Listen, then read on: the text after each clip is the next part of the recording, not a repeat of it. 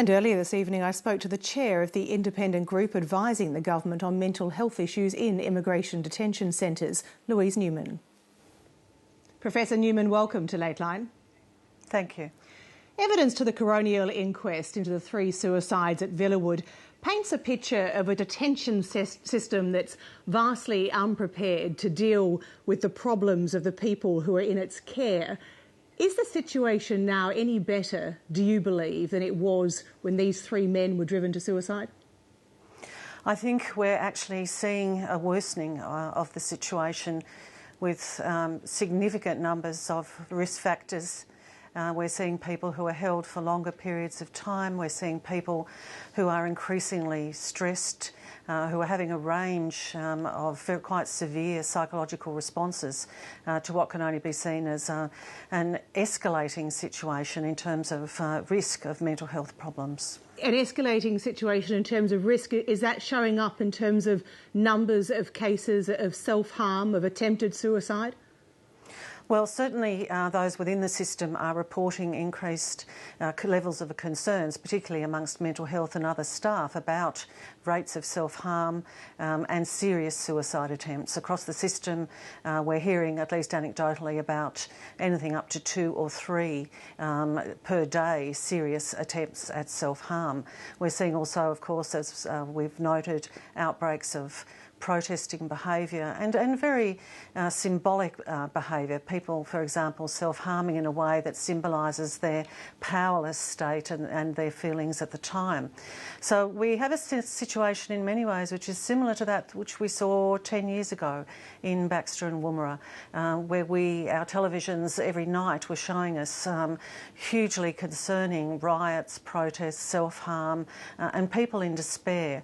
And I think that's really the most concerning point. We're seeing now that people are despairing and they're desperate people who will sadly perform desperate acts. We have people burying themselves in the sand, burying themselves in their own graves on Christmas Island.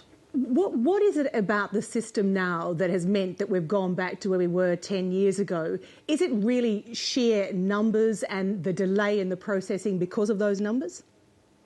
I think those factors certainly contribute, but we also have now within the system a group of people who, although they've been found to be genuine refugees, are remaining within the system because of other issues largely related to security assessments.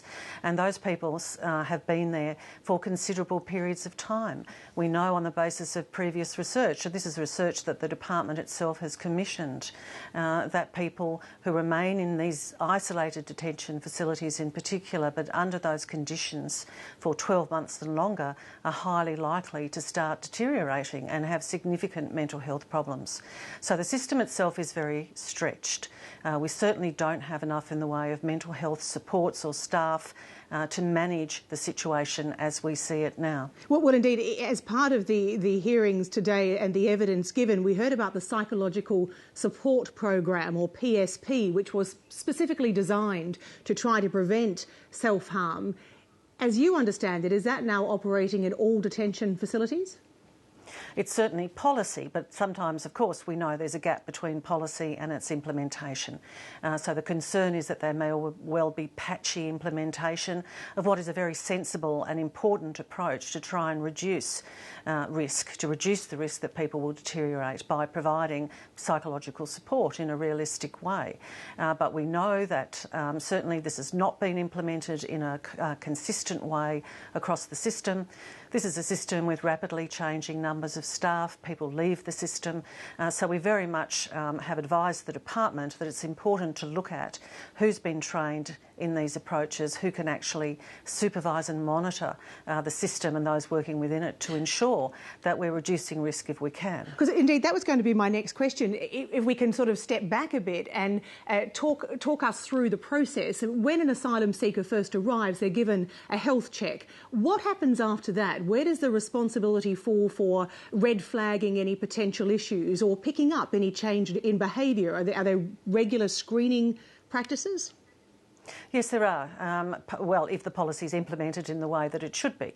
This is a policy that advises and has recommended certain sorts of screening to better identify those who might be at high risk, particularly people who've experienced torture or trauma in their countries of origin or who may have pre-existing mental health problems. It also advises about screening as people stay longer within the system to better identify those who may be deteriorating. I think it's important to point out that the policy also states that those who have experienced torture and trauma should not be detained in detention facilities, but should be in the community where they can better access the sorts of treatment and mental health supports that they need. And yet we know that certainly at the moment there are survivors of torture and trauma within the system.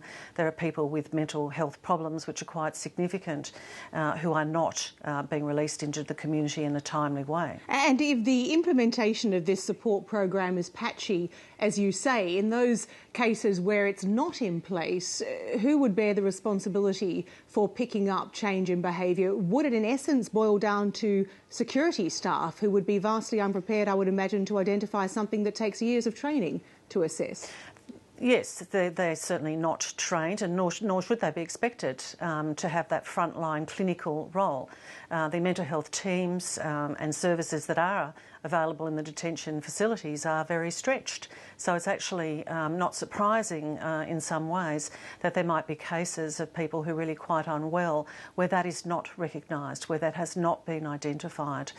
So we have, I think, a very disparate system which is probably under-identifying people who might well need treatment, who at the very least need additional supports and who should be placed in community detention. Do most asylum seekers who are diagnosed with a mental health problem, do they arrive with one or do they develop one? Is there usually some trauma when they first land in Australia? Most people are asylum seekers precisely because they're fleeing from trauma or discrimination and have had some negative experiences. So, of course, that can set up vulnerabilities. On top of that, they might well have protracted and difficult journeys, a lot of anxiety, a lot of uncertainty. Then they arrive and those who are detained find themselves within a system that for many of them is very hard to understand. It might certainly not be what they expected. They might find themselves in very remote locations and they might suddenly be attempting to come to terms with the fact that detention, at least under our current immigration law, can be indefinite. So it's a combination of those factors. What the research shows very clearly is that people deteriorate the longer they stay in detention, and that the experience of detention itself, particularly if people are exposed to traumatising events or become seriously unwell, witness people around them being distressed and maybe even self-harming, all those sorts of traumatic experiences directly relate to the high levels of mental health problems that we see. These are extremely vulnerable people and we place them in situations where they're then very stressed and re-traumatised. So from a mental health perspective, it is entirely unsurprising that they have very high rates of mental disorder. Tell us about the use of isolation compounds, the so-called red compound, for example, on Christmas Island. Yes, I think there are concerns about the use of these sorts of facilities. These facilities presumably are there for housing people when there are concerns maybe about behavioural disturbance. They've certainly been used after some of the behavioural disturbances we've seen recently. They might be used for the housing of people who've been involved in destruction of property and so on. So largely for behavioural management. I think the concern about that is not that the system doesn't want to protect its property and protect people and others from harm. That's very important. The concern is the misuse, the potential for misuse of facilities like that for the housing of people who are actually mentally unwell. Placing people who are extremely mentally unwell and distressed in those sorts of facilities can actually worsen their mental health problems, and there's certainly been reports of people engaging in very severe self-harming and suicidal behaviours whilst in these sorts of facilities.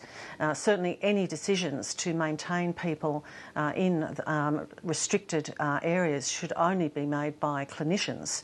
It very much needs to be a situation that's only used as a matter of last resort for someone's safety or for the safety of others. It's not my view that these should be used for political reasons and behaviour management, which essentially is something that's determined by officials in Canberra. Professor Newman, we thank you very much for taking the time to talk to Lateline this evening. Thank you, Ali.